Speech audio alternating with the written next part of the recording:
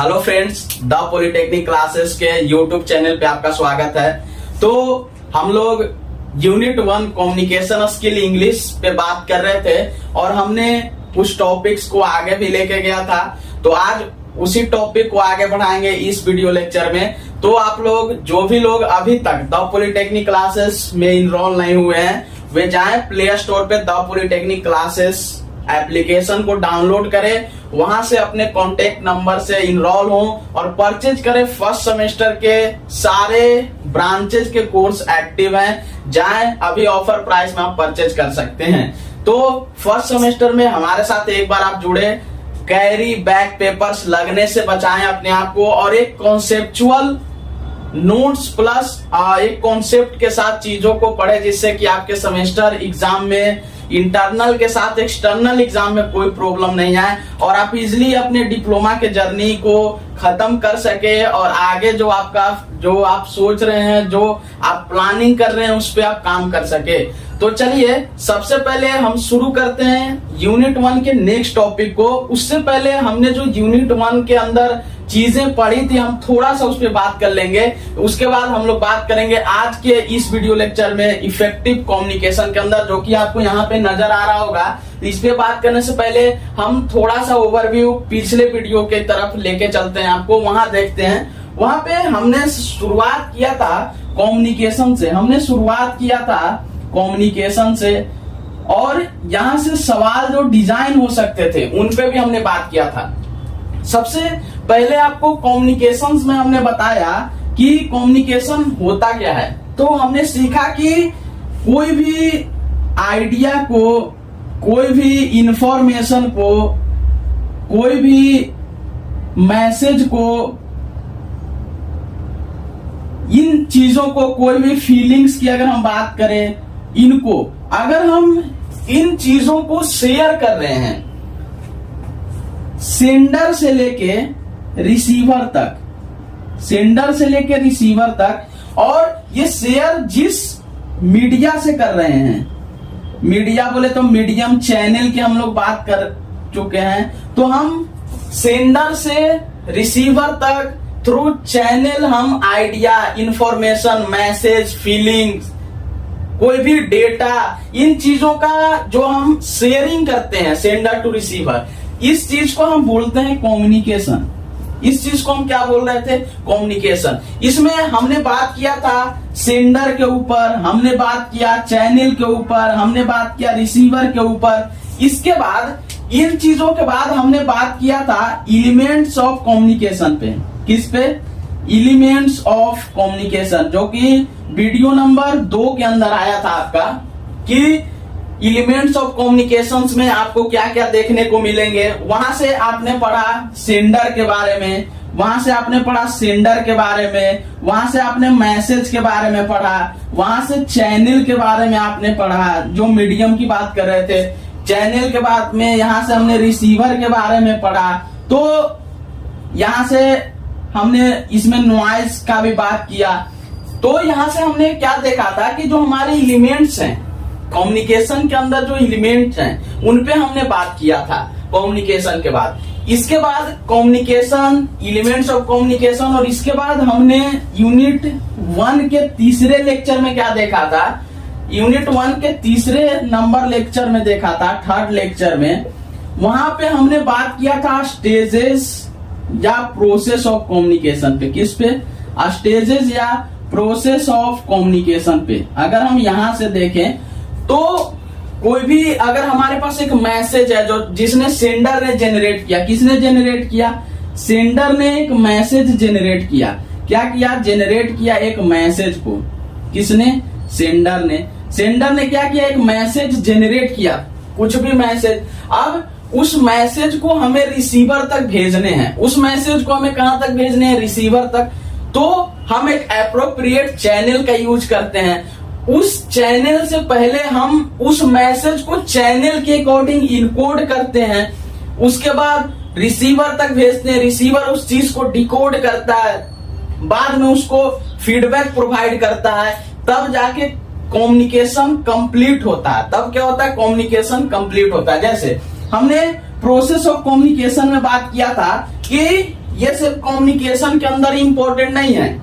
आप जब पढ़ाई कर लीजिएगा, मैन्युफैक्चरिंग इंडस्ट्री में जाइएगा, कहीं भी, तो वहां भी आपको जो चीजें मैन्युफैक्चर होती हैं वो एक प्रोसेस के अंतर्गत होती है। या आप अपने लाइफ में अभी पढ़ाई कर रहे हैं, डिप्लोमा में आप खाना बना रहे हैं, उसका भी एक प्रोसेस है। हम इस वीडियो लेक्चर में बात किए थे, अगर आपको चावल बनाने हैं तो सबसे पहले बॉईल करने होंगे वाटर को, उसके बाद चावल को डालेंगे, नहीं कि पहले चावल को डाल दिए, जल जाए तब पानी डाले। एक प्रोसेस के तहत हम काम करते हैं। वैसे ही कम्युनिकेशन का भी एक प्रोसेस है। हमारे पास एक सेंडर होता है, यहां से सेंडर मैसेज को जनरेट करता है, इसके बाद ये मैसेज इनकोड होता है इनकोडिंग प्रोसेस से। इस वीडियो में हमने सारा कुछ देखा। इनकोडिंग के बाद चैनल होता है हमारे पास, फिर रिसीवर होता है हमारे पास, रिसीवर के बाद चीजें डिकोड होती है, डिकोडिंग प्रोसेस से डिकोड होती है। यहाँ पे फीडबैक हमें पढ़ने को मिले, फीडबैक मिले। और इसमें एक चीज और हम लोग पढ़े थे, नॉइज को हम लोग पढ़े थे कि चीजें अगर कम्युनिकेशन में बैरियर्स आ रहे हैं, चीजें इन इफेक्टिव हैं, तो यहाँ पे नॉइज क्रिएट कर रहा था, एक टर्म हम लोग पढ़े थे। तो यहां से हम लोग जब बात कर रहे थे तो सेंडर सेंड कर रहा था रिसीवर तक, अगर यहां से फीडबैक नहीं मिल रहा था मतलब ये कम्युनिकेशन इनकम्प्लीट था, कम्युनिकेशन इनकम्प्लीट था, और इसको अनसक्सेसफुल भी बोल सकते हैं।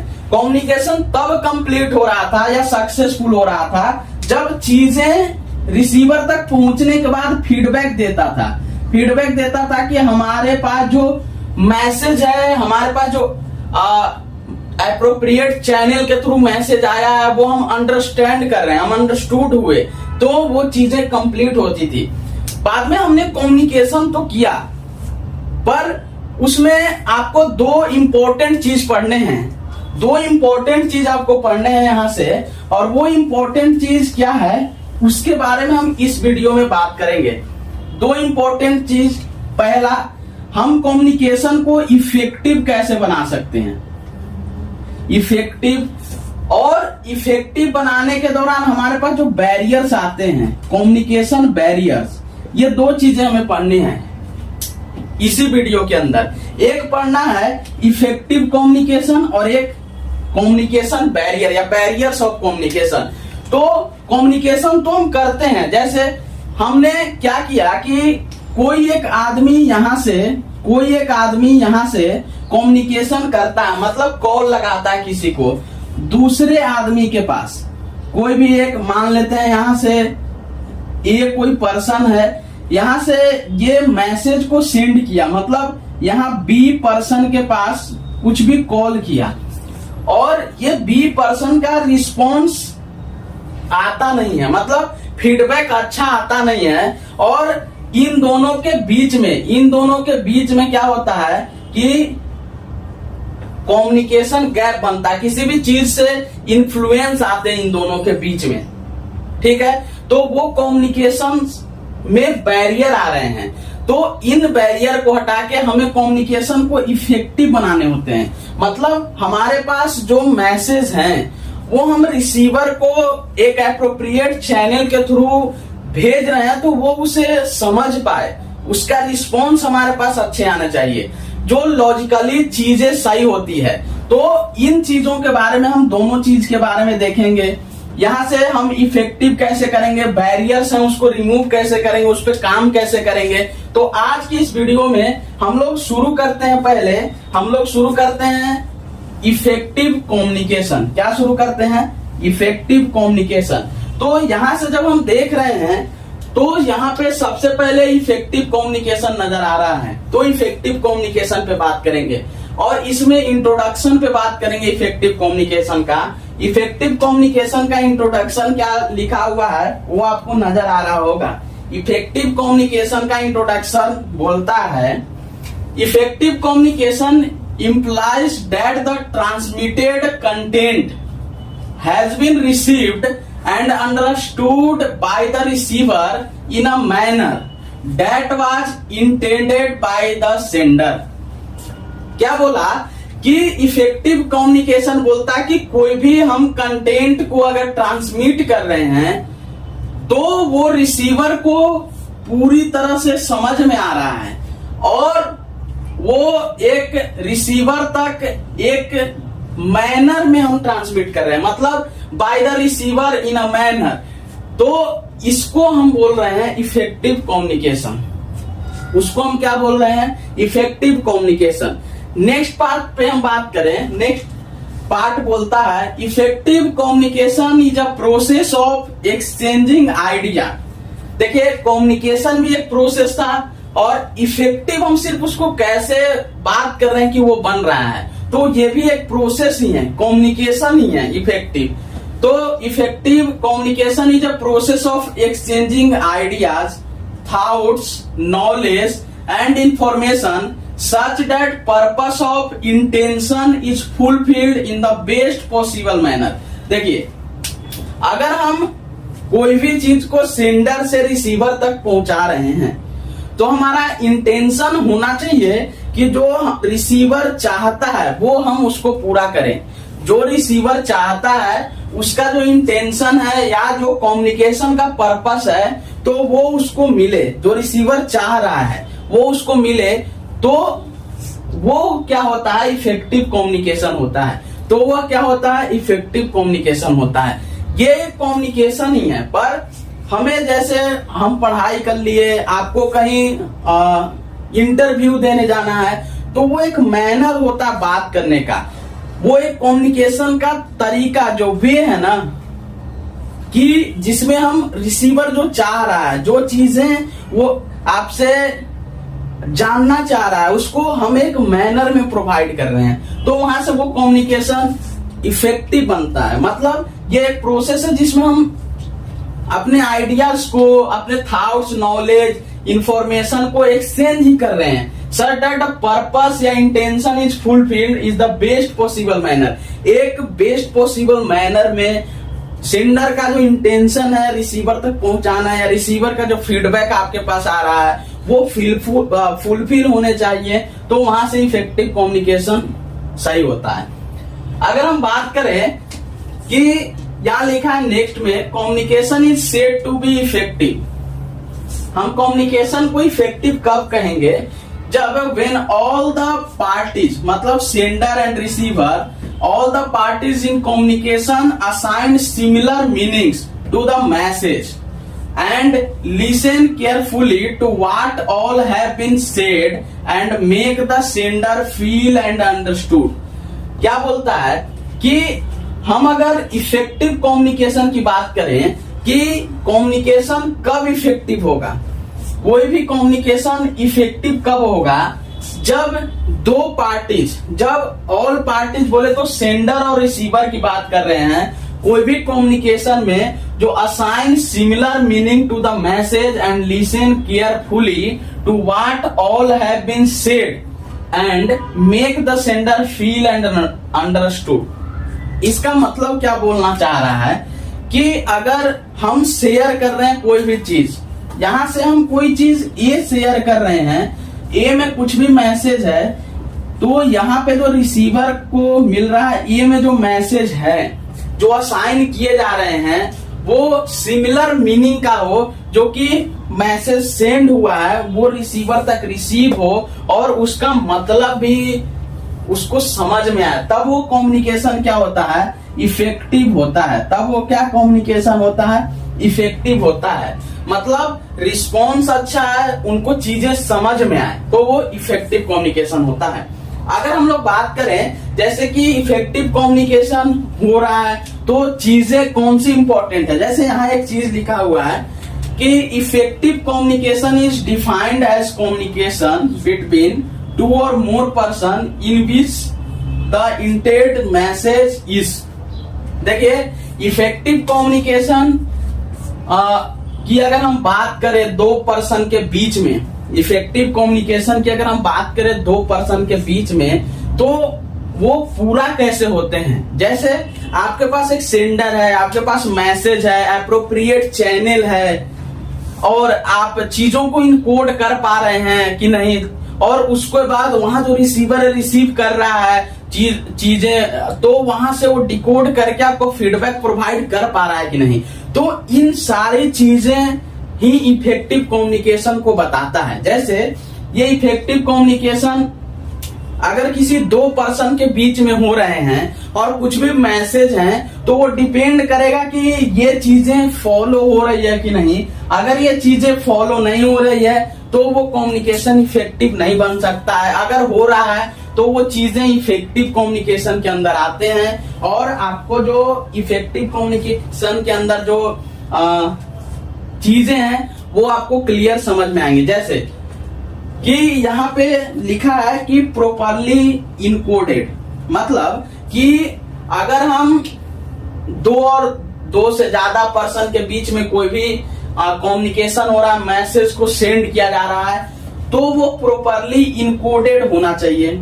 डिलीवर थ्रू एप्रोप्रिएट चैनल, एक एप्रोप्रिएट चैनल के थ्रू वो डिलीवर्ड होना चाहिए। तीसरा, वो रिसीव्ड होना चाहिए जब, उसके बाद प्रॉपरली डिकोड होना चाहिए और अंडरस्टूड बाय द रिसीवर। मतलब यहाँ ये बोलना चाह रहा है, जैसे यहाँ पे आप इस चीज को अगर समझना चाहें तो देखिए, आपको अभी तक कम्युनिकेशन में जितने भी चीजें पढ़ रहे हैं आप, वो क्लियर हो रहे हो। कैसे? अगर आपके पास कोई मैसेज है, अगर आपके पास कोई मैसेज है तो ये मैसेज को सेंड करेगा, सेंडर यहां से सेंड कर रहा है। इफेक्टिव कम्युनिकेशन की बात कर रहे हैं। सेंडर सेंड किया इस मैसेज को, तो यहां के बाद वो क्या होता है, मैसेज इनकोड होता है।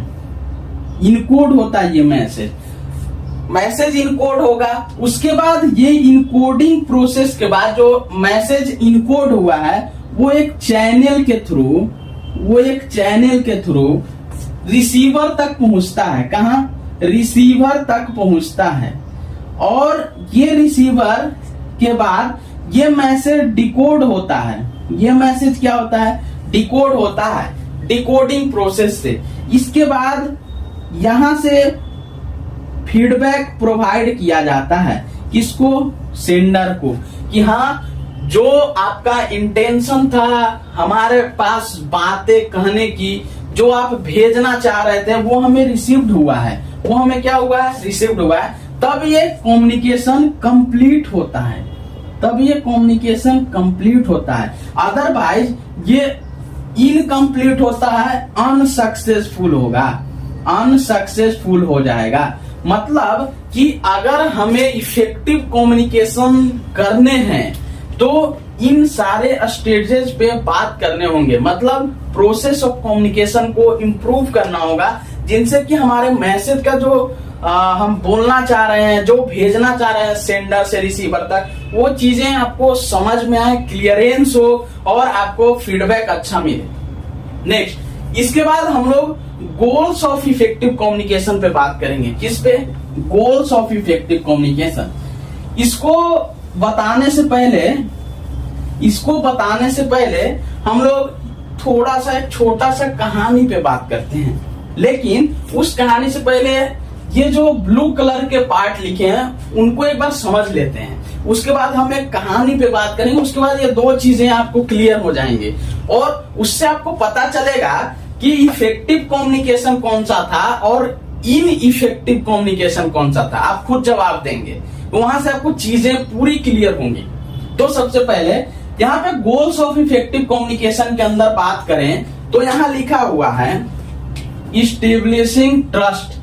अगर हमें इफेक्टिव कम्युनिकेशंस करने हैं तो ट्रस्ट बनाने पड़ेंगे, अंडरस्टैंडिंग होने चाहिए सेंडर रिसीवर के बीच में, changing behaviour, acquiring information are the goal of effective communication.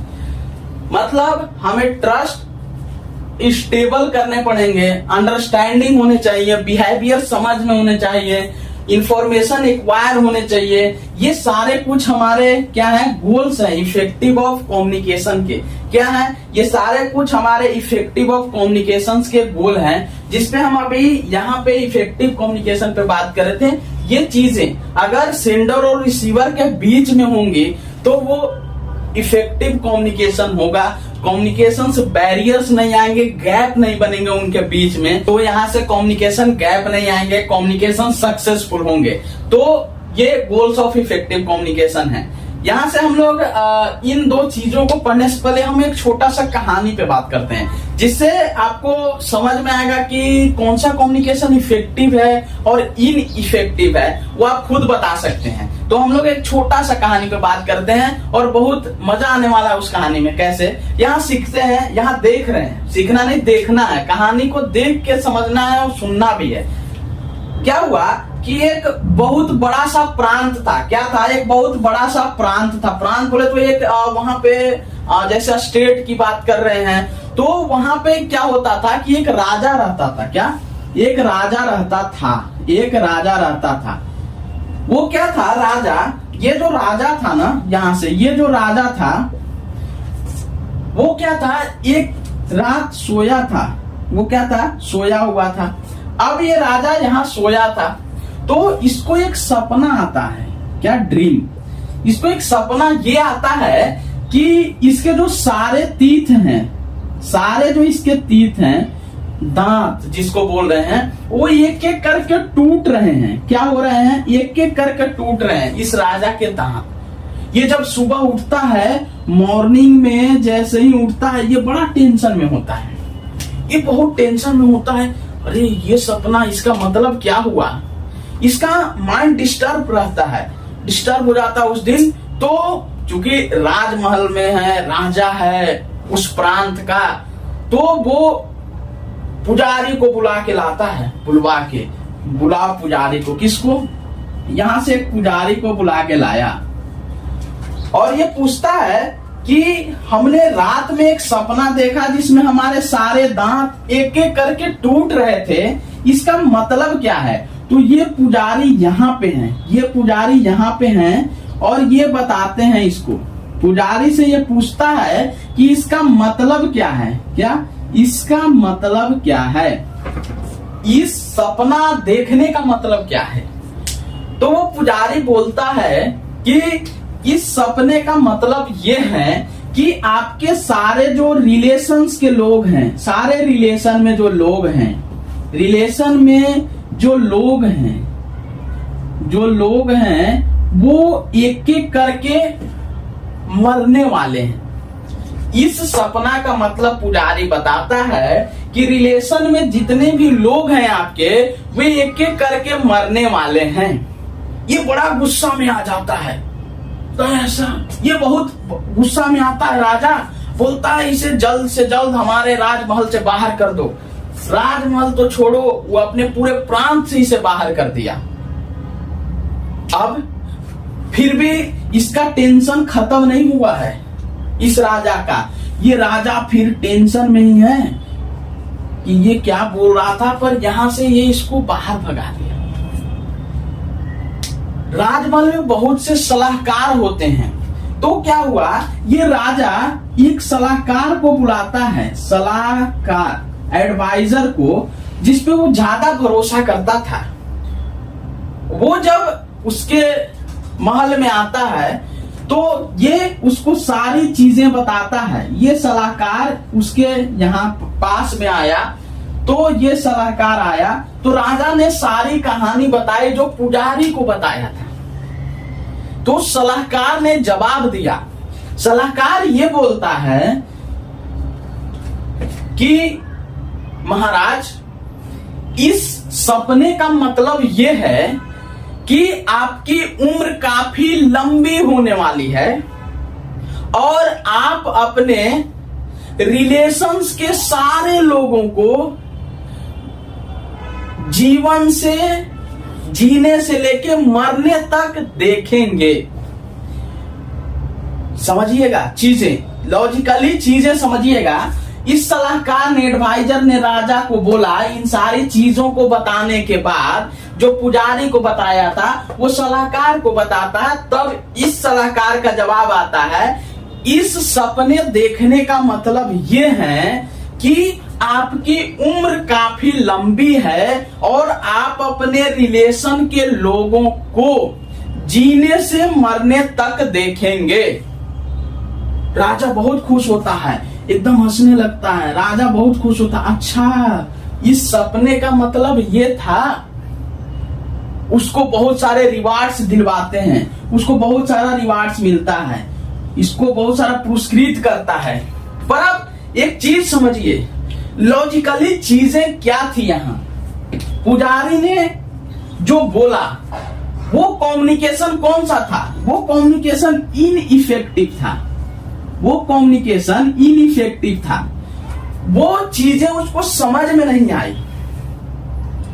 इसके बाद जो सलाहकार बोलता है और जो पुजारी बोलता है, दोनों चीजें सेम है, पर हम रिसीवर को कैसे पहुंचा रहे हैं, रिसीवर को देने का इंटेंशन क्या है, रिसीवर तक चीजें किस इंटेंशन से पहुंच रही है, वो डिपेंड करता है। वो इफेक्टिव कम्युनिकेशन बताता है। इंटेंशन क्या है, पर्पस क्या है, किस बेसिस से हम उन चीजों को उसके पास रख रहे हैं, रिसीवर के पास। और पुजारी बोला इसके रिलेशन, इसका मतलब ये रिलेशंस में जो लोग एक एक करके मरने वाले हैं, इस सपने का मतलब। सलाहकार भी बोला आपकी लंबी उम्र है, लेकिन आपके रिलेशंस में जो लोग हैं उसको आप जीने से मरने तक देखेंगे। दोनों लॉजिकली चीजें सेम है, पर यहां वाला जो बात है उसको इन इफेक्टिव कम्युनिकेशन के अंदर रखेंगे। और ये कम्युनिकेशन इफेक्टिव हुआ, वो रिवार्ड्स भी मिला, चीजें क्लियरेंस में आई,